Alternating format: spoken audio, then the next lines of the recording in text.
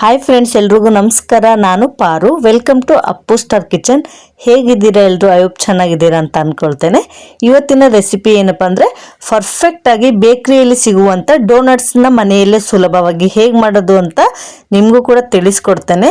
ಇದು ಮಾಡುವಂಥದ್ದು ದೊಡ್ಡ ವಿಷಯನೆಲ್ಲ, ತುಂಬಾ ಸುಲಭವಾಗಿ ಮಾಡಿಕೊಡ್ಬೋದು. ಮಕ್ಕಳು ಕೂಡ ತುಂಬಾ ಇಷ್ಟಪಟ್ಟು ತಿಂತಾರೆ ಈ ಥರ ಇದ್ದರೆ. ಈ ರೆಸಿಪಿನ ಹೇಗೆ ಮಾಡೋದು ಅಂತ ನಿಮಗೂ ಕೂಡ ತಿಳಿಸ್ಕೊಡ್ತೇನೆ. ಅದಕ್ಕೂ ಮುಂಚೆ ನನ್ನ ಚಾನಲನ್ನು ಹೊಸದಾಗಿ ನೋಡುತ್ತಿರುವವರು ದಯವಿಟ್ಟು ಸಬ್ಸ್ಕ್ರೈಬ್ ಮಾಡ್ಕೊಳ್ಳಿ, ಹಾಗೆ ಪಕ್ಕದಲ್ಲಿರುವಂಥ ಬೆಲ್ ಐಕನ್ ಪ್ರೆಸ್ ಮಾಡಿ. ಹೀಗೆ ಮಾಡೋದ್ರಿಂದ ನಾನು ಮುಂದೆ ಅಪ್ಲೋಡ್ ಮಾಡುವಂಥ ವಿಡಿಯೋಸ್ನ ನೀವೇ ಮೊದಲು ನೋಡ್ಬೋದು. ಈಗ ಮಾಡುವ ವಿಧಾನ ನೋಡೋಣ.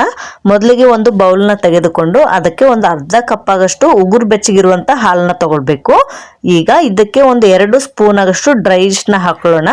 ಇದು ನಾರ್ಮಲ್ ಆಗಿ ಸೂಪರ್ ಮಾರ್ಕೆಟ್ಗಳಲ್ಲಿ ಸಿಗುತ್ತೆ. ಡ್ರೈ ಈಸ್ಟ್ ಅಂತ ಕೇಳಿದ್ರೆ ಖಂಡಿತವಾಗ್ಲೂ ಕೊಡ್ತಾರೆ.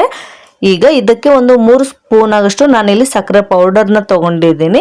ನಿಮ್ಗೆ ಏನಾದರೂ ಸ್ವೀಟ್ ಜಾಸ್ತಿ ಬೇಕು ಅಂತ ಅನಿಸಿದ್ರೆ ಇನ್ನೂ ಸ್ವಲ್ಪ ಜಾಸ್ತಿ ಕೂಡ ಮಾಡ್ಕೊಳ್ಬೋದು. ಇದನ್ನ ಒಂದ್ಸರಿ ಚೆನ್ನಾಗಿ ಮಿಕ್ಸ್ ಮಾಡ್ಕೊಂಡ್ಬಿಟ್ಟು ಒಂದು 10 ನಿಮಿಷದವರೆಗೂ ಈ ಥರ ಪ್ಲೇಟ್ನ ಮುಚ್ಚಿಬಿಟ್ಟು ಇಡೋಣ. ಈ ಥರ ಉಗುರು ಬೆಚ್ಚಗೆ ಹಾಲು ಹಾಕೋದ್ರಿಂದ ಈಸ್ಟ್ ಬೇಗನೆ ಆಕ್ಟಿವೇಟ್ ಆಗುತ್ತೆ. ನೋಡಿ, ಈಗ 10 ನಿಮಿಷ ಆಗಿದೆ. ನೋಡ್ಬೋದು, ನಿಮಗೆ ಗೊತ್ತಾಗ್ತಿದೆ ಈಸ್ಟ್ ಎಷ್ಟು ಚೆನ್ನಾಗಿ ಆಕ್ಟಿವೇಟ್ ಆಗಿದೆ ಅಂತ. ನೋಡಿ, ಅಲ್ಲಿ ಆಲ್ರೆಡಿ ಮೇಲ್ಗಡೆ ಬಬಲ್ಸ್ ತರ ಬಂದಿದೆ. ಈ ತರ ಬಂದ್ರೆ ಈಸ್ಟ್ ಆಕ್ಟಿವೇಟ್ ಆಗಿದೆ ಅಂತ ಅರ್ಥ. ಈಗ ಒಂದು ಬೌಲ್ನ ತೆಗೆದುಕೊಂಡು ಅದಕ್ಕೆ ನಾನಿಲ್ಲಿ 2 ಕಪ್ ಆಗಷ್ಟು ಮೈದಾ ಹಿಟ್ಟನ್ನು ಬಳಸ್ತಾ ಇದ್ದೀನಿ.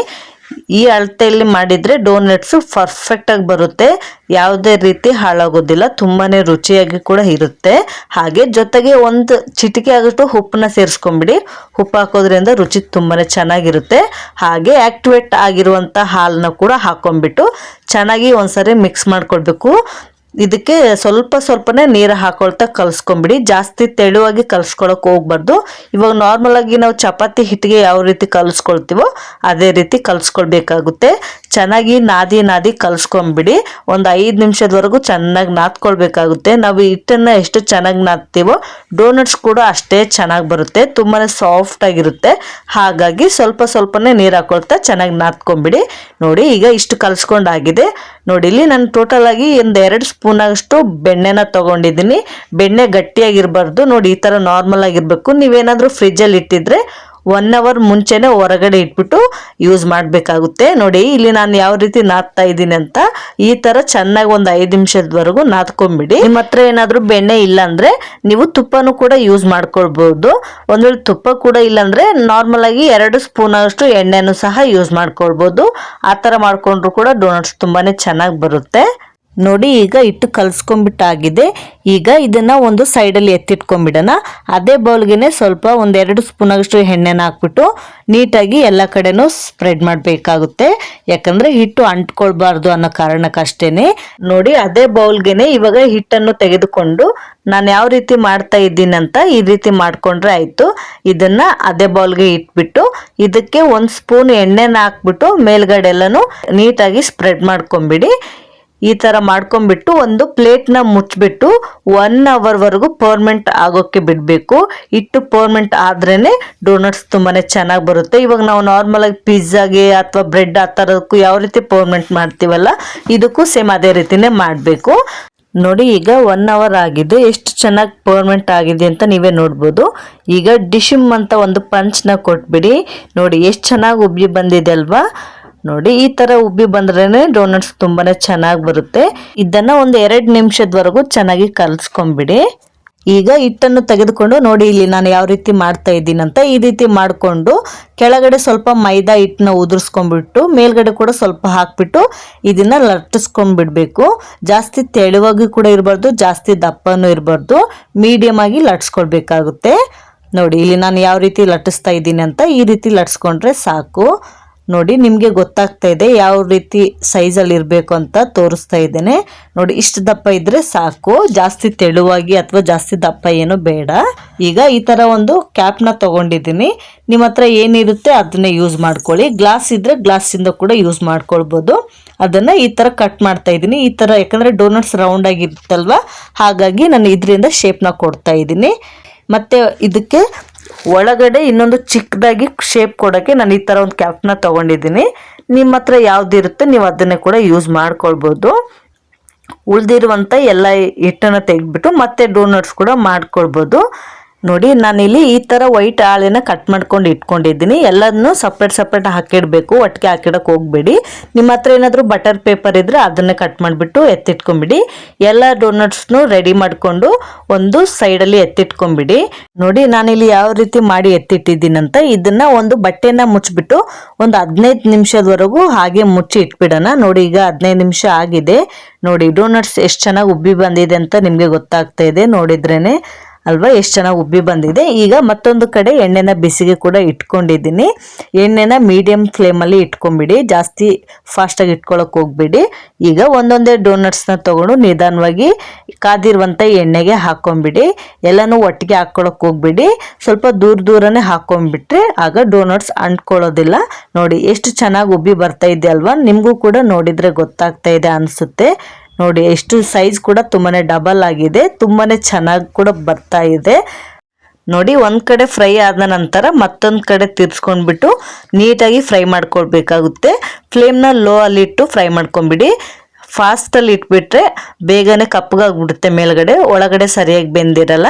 ಹಾಗಾಗಿ ಫ್ಲೇಮ್ನ ಮೀಡಿಯಮಲ್ಲಿ ಇಟ್ಟು ಫ್ರೈ ಮಾಡ್ಕೊಳ್ಬೇಕಾಗುತ್ತೆ. ನೋಡಿ ಎಷ್ಟು ಚೆನ್ನಾಗಿ ಫ್ರೈ ಆಗಿದೆ ಅಲ್ವಾ, ನಿಮಗೂ ಕೂಡ ಗೊತ್ತಾಗ್ತಾ ಇದೆ ನೋಡಿದ್ರೇನೆ. ಡೋನಟ್ಸ್ ತುಂಬಾನೇ ಚೆನ್ನಾಗಿ ಬಂದಿದೆ, ತಿನ್ನೋಕ್ಕೂ ರುಚಿಯಾಗಿರುತ್ತೆ. ನೋಡಿ ಎಷ್ಟು ಚೆನ್ನಾಗಿ ಬಂದಿದೆ ಅಲ್ವಾ. ಉಳಿದಿರುವಂಥ ಎಲ್ಲ ಡೋನಟ್ಸ್ ಕೂಡ ಸೇಮ್ ಇದೇ ರೀತಿನೇ ಮಾಡ್ಕೊಂಡ್ರೆ ಆಯಿತು, ಎಲ್ಲ ಡೋನಟ್ಸ್ಗಳು ರೆಡಿ ಆಗಿಬಿಡುತ್ತೆ. ನೋಡಿ ಕಲರ್ ಕೂಡ ಎಷ್ಟು ಚೆನ್ನಾಗಿ ಬಂದಿದೆ ಅಲ್ವಾ. ನೋಡಿ ತುಂಬಾನೇ ಚೆನ್ನಾಗಿ ಬಂದಿದೆ ಡೋನಟ್ಸು. ಇಷ್ಟು ಫ್ರೈ ಆದರೆ ಸಾಕು. ಇದನ್ನು ಒಂದು ಪ್ಲೇಟ್ಗೆ ಎತ್ತಿಟ್ಕೊಂಡ್ಬಿಡೋಣ.